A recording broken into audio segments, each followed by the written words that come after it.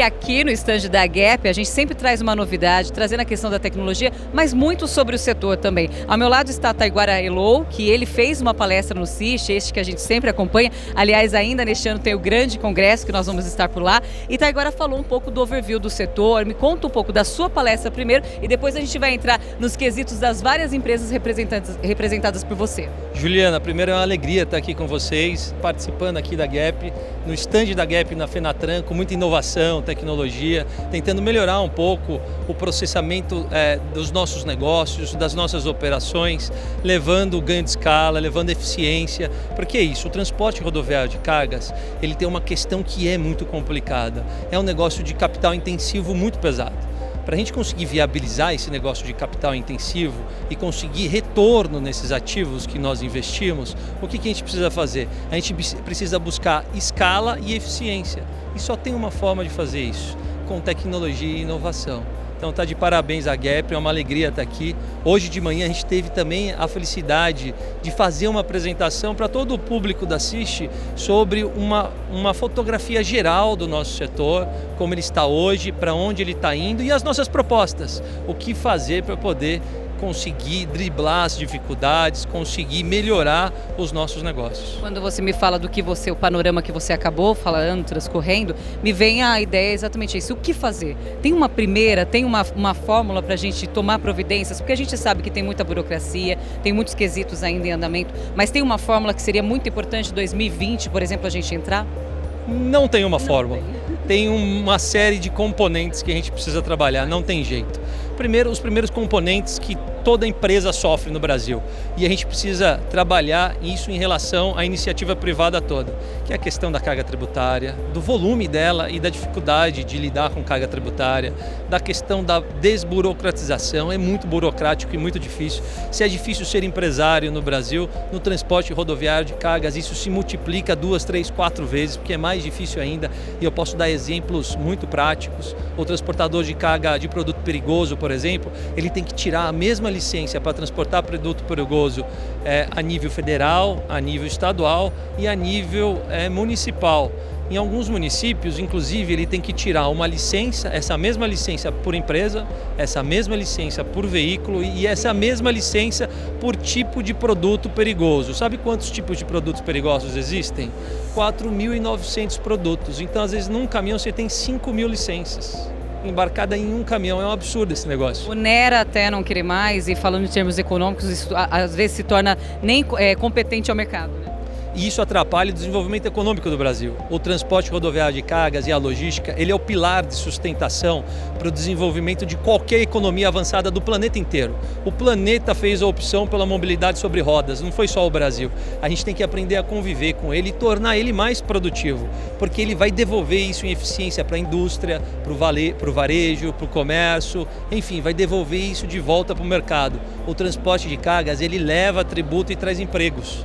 Ele leva desenvolvimento e ajuda o desenvolvimento da vida. Agilidade e tudo mais. Agora, falando na questão, você me deu 2 cartões aqui, representante de várias áreas também, né, multidisciplinar, na questão de você estar como presidente do Sindicato das Empresas de Transportes de Carga de São Paulo e região. Como o sindicato que ele representa para a categoria, o que vocês têm buscado? Isso, eu sou presidente do CETCESP, que é o Sindicato das Empresas de Transporte de Carga de São Paulo e região. O CETCESP foi fundado em 26 de janeiro de 1936.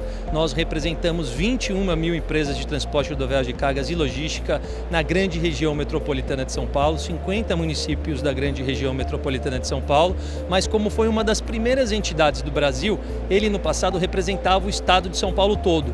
E foi então o presidente do CETCESP que conseguiu criar, primeiro separar a base do CETCESP no estado, criando várias entidades no estado de São Paulo, porque os empresários locais tinham um conhecimento melhor do que ele para resolver os problemas locais e na sequência formar a Federação do Estado de São Paulo.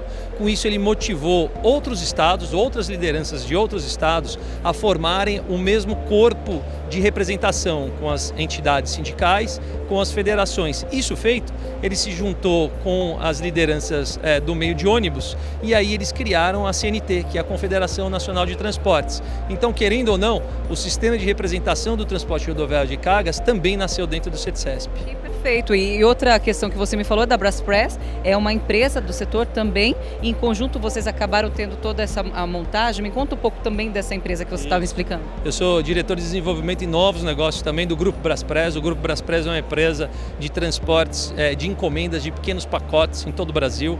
A gente opera no Brasil todo com 102 filiais, 9 mil colaboradores, mas a gente também tem a nossa operação multimodal com o modal aéreo. Então a gente faz a melhor e mais sincronizada movimentação de carga entre modal rodoviário e aéreo. A gente consegue realmente fazer uma integração que funciona no Brasil. A gente tem operações aquaviária na questão do norte do país, então operações também com esse tipo de multimodalidade. Nós operamos também carga importação e exportação para a Argentina, para o Paraguai e para o Uruguai. E no caso da Argentina, a gente lançou há um ano atrás o transporte de encomendas doméstico também lá na Argentina.